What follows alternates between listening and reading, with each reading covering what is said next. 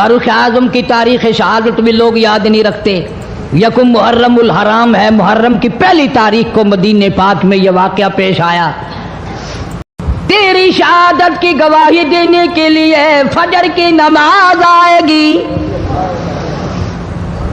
تیری شہادت کی گواہی دینے کے لیے سارا مدینہ آئے گا، تیری شہادت کی گواہی دینے کے لیے میرے نبی پاک صلی اللہ علیہ وسلم کی مسجد آئے گی، تیری شہادت کی گواہی دینے کے لیے مدینہ آئے گا، فجر کی نماز آئے گی. اللہ فرماتے ہیں او فاروق تیری گواہی دینے کے لیے میرا قرآن آئے گا.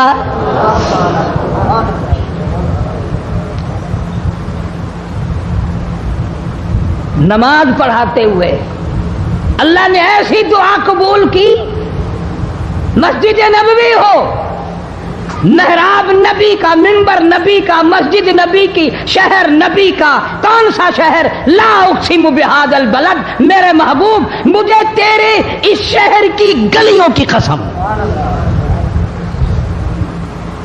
وانت حل بہذا البلد، میرے محبوب تیرے وطن کی قسم، تیرے شہر کی قسم، تیرے گلیوں کی قسم.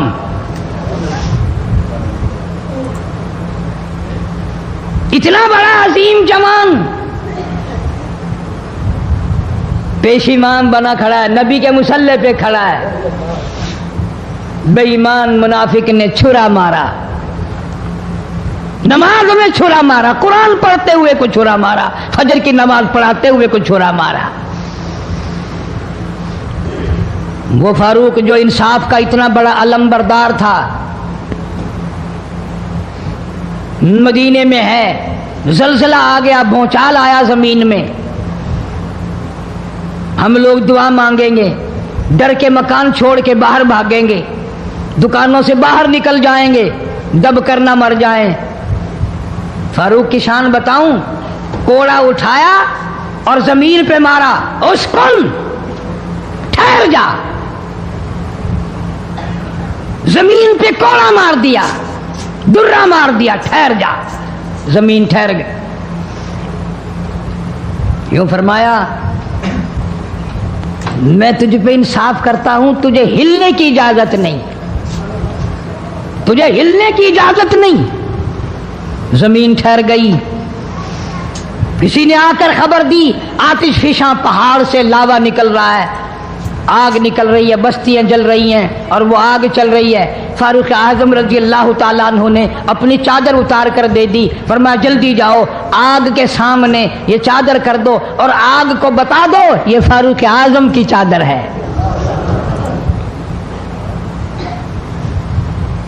تاریخ شاہد ہے، فاروق اعظم رضی اللہ تعالیٰ عنہ کی چادر کو دیکھ کر آگ بجھ نہیں گئی، بسم نہیں گئی، ختم نہیں ہوئی، واپس ہو کر پہاڑ میں داخل ہو گئی. زمین پہ زلزلہ آیا تو درہ مار دیا، آگ جلاتی جا رہی ہے تو چادر دیکھ کر واپس ہو گئی. پانی کو خط لکھ دیا، اگر اللہ کے حکم سے بہتا ہے تو بہتا رہے، ورنہ ہمیں تیری کوئی ضرورت نہیں. میں تمہیں قسم اٹھا کے دیتا ہوں فاروق اعظم کی چٹھی رکا دریا میں ریت میں دفن کر دیا گیا. دریا کی زمین نے آج تک سورج کا منہ نہیں دیکھا. جمعہ پڑھاتے وقت، خطبہ ارشاد فرماتے وقت آواز لگا دی مسلمان لشکر کو، ہوشیار ہو جاؤ، چاروں طرف تمہارے کافر گھیرا ڈالنے والا ہے. کئی سو میل دور تھے، وائرلیس نہ تھی، ریڈیو نہ تھا، ٹی وی نہ تھا، ٹیلی گراف نہ تھا، ٹیلی فون نہ تھا. ہوا نے فاروق اعظم کی آواز کو مدینے مسجد نبوی سے اٹھا کر، صحابہ کہتے ہیں ہم نے اس طرح آواز سنی جیسے فاروق ہمارے سر پہ بول رہا ہو. ہوا نے احترام کیا، زمین نے احترام کیا، آگ نے احترام کیا، پانی نے احترام کیا. تو اگر احترام نہیں کرے گا تو فاروق کی شان میں کمی نہیں آنے والی. اتنا بڑا عظیم جوان کالی کملی والے صلی اللہ تعالی علیہ وسلم نے فرمایا جب فاروق جنت الفردوس میں تشریف لے جائیں گے 70,000 آدمی ساتھ جائے گا. نہ جانے کون خوش قسمت لوگ ہوں گے جو فاروق اعظم رضی اللہ تعالیٰ عنہ کے جھنڈے کے نیچے ہو کر جنت میں جائیں گے۔ اتنا اللہ والا جوان، اتنے خوف والا جوان، میں ایک بات عرض کروں گا، اندازہ لگا لینا، تیری بات کا لحاظ کونسلر کرے گا، تیرا لحاظ چیئرمین کرے گا، تیرا لحاظ تھانے دار کرے گا، تیرا لحاظ کوئی معمولی افسر کرے گا، تیرا لحاظ کوئی دنیا دار کرے گا، تیرا رشتہ دار تیرا لحاظ کرے گا، تیرا یار تیرا لحاظ کرے گا۔ فاروق اعظم کی سیرت اور زندگی کے بارے میں اتنی سی بات کروں گا، اللہ تبارک و تعالیٰ کی عطا کا کیا کہنا، اس کی دین کا کیا کہنا۔ جو فاروق فرش پہ پسند کرتا ہے، مالک کی کائنات عرش پہ وہی پسند فرماتے ہیں۔ سبحان اللہ، سبحان اللہ، بے شک۔ قرآن کریم میں تقریباً 19 مقام ایسے ہیں جو فاروق نے فرش پہ چاہا، اللہ نے عرش سے قرآن بنا کر وہی اتار دیا۔ پھر انشاءاللہ کسی جمعے میں تفصیل سے وہ باتیں عرض کروں گا، کون کون سی آیت فاروق اعظم کی حمایت میں اتری۔ مگر آج تو حال یہ ہے، فاروق اعظم رضی اللہ تعالیٰ عنہ زخمی ہے، لہو بہرا ہے، محراب و منبر میں زخمی کیا گیا، لیکن پھر بھی ادب دیکھو، احترام دیکھو، محبت دیکھو۔ فاروق اعظم نے اپنے بیٹی کو بلایا اور بلا کر کے فرمایا، جا عائشہ صدیقہ رضی اللہ تعالیٰ عنہا کو جا کر میرا سلام پہنچا اور جا کر عرض کر دے، گنبد خضرا میں تو نے جو اپنے لیے قبر کی جگہ رکھی ہوئی ہے، آج فاروق اعظم بھیک مانگتا ہے، خیرات مانگتا ہے، قبر کے لیے جگہ مانگتا ہے تاکہ نبی پاک صلی اللہ تعالی علیہ وسلم کے قدموں میں آرام کر لوں۔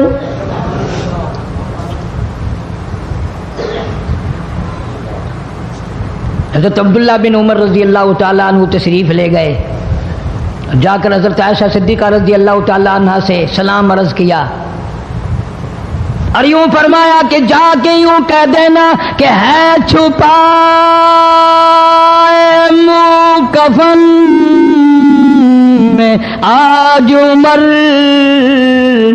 اور سوالی آپ سے ہے سر بسر۔ فاروق اعظم دنیا سے جا رہا ہے، فاروق اعظم کے آخری سانس ہے، فاروق اعظم جیسا جوان دنیا سے جانے کے لیے تیار ہے۔ آپ کا حجرہ ہے، آپ کی یہ جگہ ہے، آپ نے اپنی قبر کے لیے جگہ رکھی ہوئی ہے، اللہ کے نام پہ فاروق اعظم قبر کے لیے جگہ مانگتے ہیں۔ حضرت عائشہ رضی اللہ تعالیٰ عنہ فرماتی ہیں، کوئی اور مانگتا میں نہ دیتی، اس لیے نہ اور نبی آئے، نہ اور گنبد خضرا بنے، نہ مجھے قبر کی ایسی جگہ ملے، کون دیتا ہے؟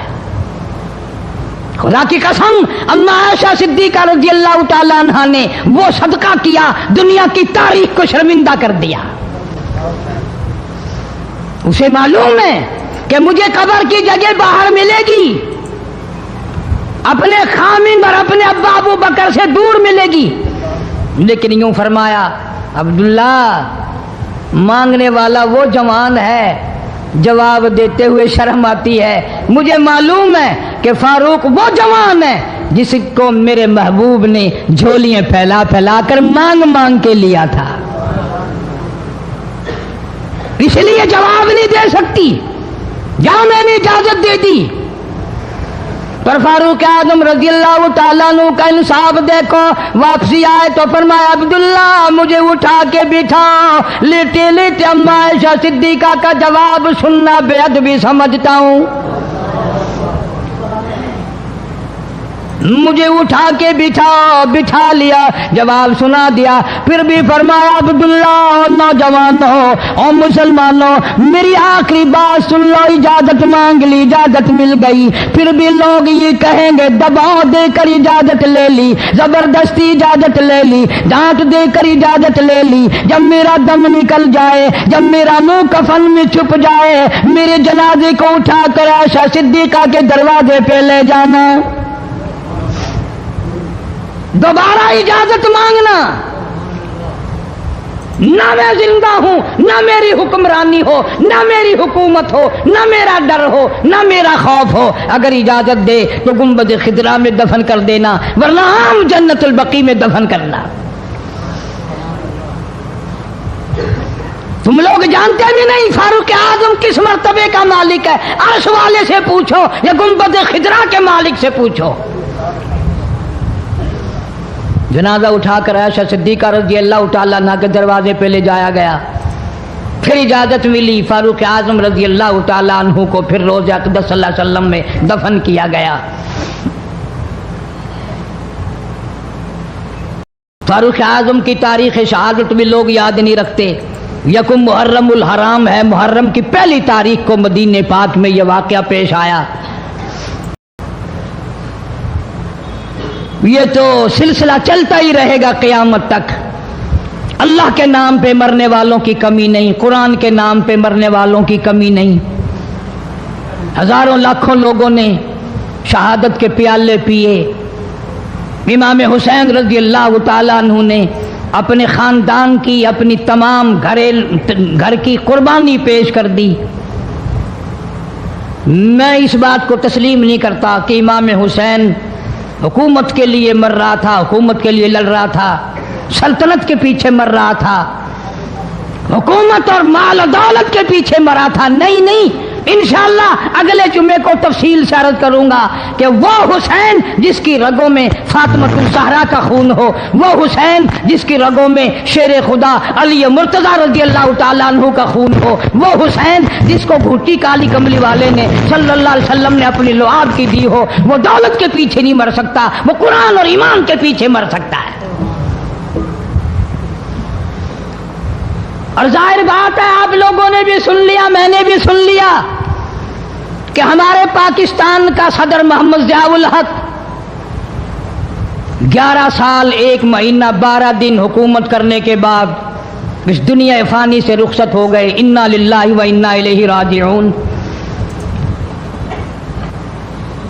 ایسا صدر، ایسا بادشاہ جب سے پاکستان بنا آج تک نہیں آیا، اور انشاءاللہ آئندہ آئے گا بھی نہیں۔ کیوں؟ نہ تمہاری نیت اچھی ہو نہ آئے، نہ میری نیت اچھی ہو نہ آئے۔ تم ثابت نہیں کر سکتے کہ کوئی ایسا صدر اور وزیر اعظم آیا ہو جو 5 وقت کی نماز پابندی سے پڑھتا ہو، بلکہ یہاں تو ایسے ایسے بادشاہ آئے جن کے ایک سجدے کا گواہ کوئی نہیں۔ صدر جنرل ضیاء الحق 5 وقت کا نمازی، رمضان کا روزہ کبھی نہیں چھوڑتا تھا، ہر سال بیت اللہ شریف میں جا کر 27ویں رات گزارتا تھا، جس کے آنے سے ریڈیو پہ اذان سنائی دینے لگی، جس کے آنے سے اقوام متحدہ میں کی ساری عمر میں قرآن کی تلاوت پہلی دفعہ کی گئی۔ جہاں تک ہو سکتا تھا اسلام کرتا تھا، اسلام اور شریعت کے نفاذ کے لیے ہر وقت کوشش کرتا تھا، جدوجہد کرتا تھا، نماز کی بات کرتا تھا، قرآن کی بات کرتا تھا، ایمان اور یقین کی بات کرتا تھا، محمد کریم صلی اللہ علیہ وسلم کی ختم نبوت کی بات کرتا تھا، اس لیے لوگوں کو اچھا نہیں لگتا تھا۔ بے شک اللہ۔ آج وہ ہم میں سے اس دنیا سے چلے گئے، کچھ ان کے ساتھ اور بے شمار لوگ چلے گئے۔ اللہ سبحانہ و تعالی ان سب کی مغفرت فرمائے، اللہ جوار رحمت میں جگہ عطا فرمائے اور سارے پاکستان کی حفاظت فرمائے۔ میں تو دعا کرنے والا آدمی ہوں، میں روس کا پیسہ کبھی نہیں کھاتا، کوئی لیبیا کے تھرو کھاتا ہے، کوئی شام کے ذریعے کھاتا ہے، کوئی عراق اور ایران کے ذریعے کھاتا ہے، کوئی امریکہ کا کھاتا ہے، کوئی روس کا کھاتا ہے، کوئی ہندوستان کا کھاتا ہے، کوئی چین کا پیسہ کھاتا ہے۔ میں کسی کا غلام نہیں، میں کسی کا خادم نہیں، میں کسی کے ماننے والا نہیں، میں تو محمد کریم صلی اللہ علیہ وسلم کی مدینے والی سرکار کا غلام ہوں۔ صاف بات کہوں گا کہ صدر ضیاء الحق جیسا تم صدر انشاءاللہ لا نہیں سکو گے۔ تم رمضان شریف میں 1 قرآن سنتے ہوئے مرتے ہو، وہ 2 قرآن سنا کرتا تھا، وہ نماز کو مسجد میں پڑھنا پسند کرتا تھا، تمہیں گھروں میں پڑھنے کی توفیق نہیں۔ اور جتنے تم ان کی سازشیں کرنے والوں برا کہنے والے ہو کوئی صدیوں کی بات نہیں، ہم نے تمہیں بھی دیکھ رکھا ہے اچھی طرح سے، 70 سے لے کر 77 تک کا تمہارا حال سب کو معلوم ہے، کون بھول گیا تمہیں؟ تم جتنا امن آشتی کا نام لیتے ہو اتنے ہی درندے بن کر آتے ہو، اور یہ بات کوئی نہیں، مرنا جینا سب کے ساتھ لگا ہوا، ضیاء الحق مر گیا تم نہیں مرو گے، تمہارے باپ دادا نہیں مر گئے،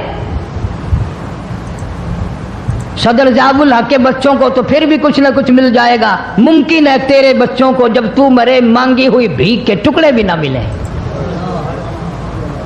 بدماشی کرتے ہیں کئی لوگ، بکواس کرتے ہیں مرنے کے بعد، ٹکے ٹکے کے آدمی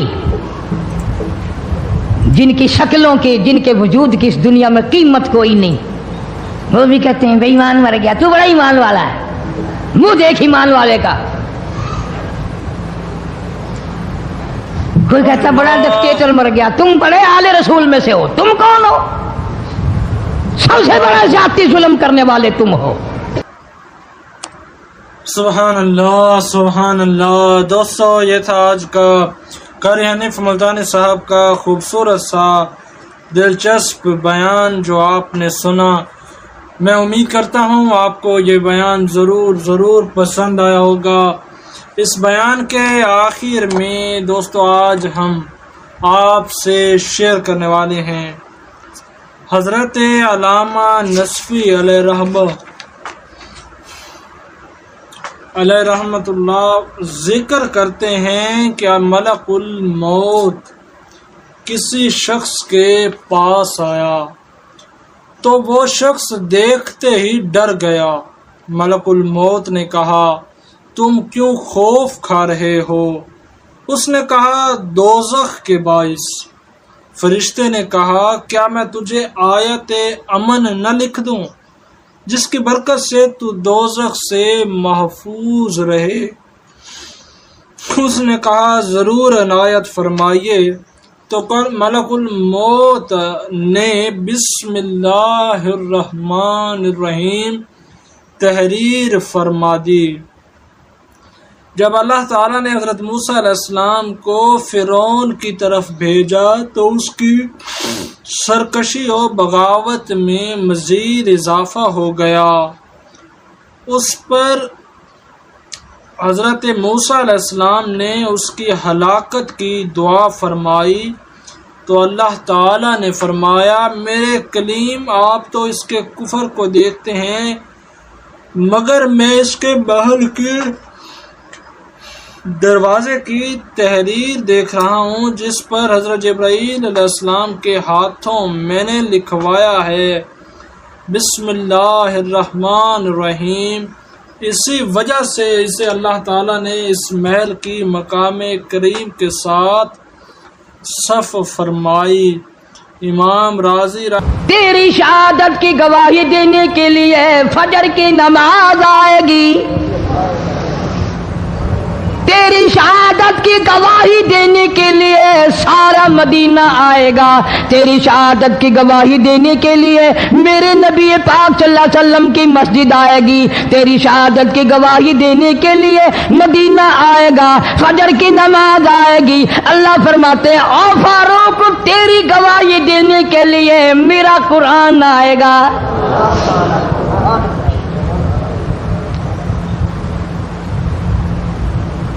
نماز پڑھاتے ہوئے اللہ نے ایسی دعا قبول کی، مسجد نبوی ہو، محراب نبی کا، منبر نبی کا، مسجد نبی کی، شہر نبی کا، کون سا شہر؟ لا اقسم بہذا البلد، میرے محبوب مجھے تیرے اس شہر کی گلیوں کی قسم،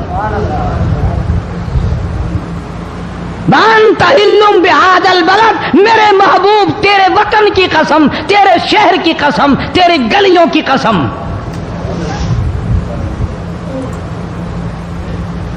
اتنا بڑا عظیم جوان پیش امام بنا کھڑا ہے، نبی کے مصلی پہ کھڑا ہے، بے ایمان منافق نے چھرا مارا، नमाज में छुरा मारा, कुरान पढ़ते हुए को छुरा मारा, फजर की नमाज पढ़ाते हुए को छुरा मारा। वो फारूक जो इंसाफ का इतना बड़ा अलमबरदार था, मदीने में है, जलजला आ गया, भूचाल आया जमीन में, हम लोग दुआ मांगेंगे, डर के मकान छोड़ के बाहर भागेंगे, दुकानों से बाहर निकल जाएंगे, दब कर ना मर जाएं। फारूक की शान बताऊं, कोड़ा उठाया और जमीन पे मारा, उस्कुन, ठहर जा। जमीन पे कोड़ा मार दिया, दुर्रा मार दिया, ठहर जा। जमीन ठहर गई। यूं फरमाया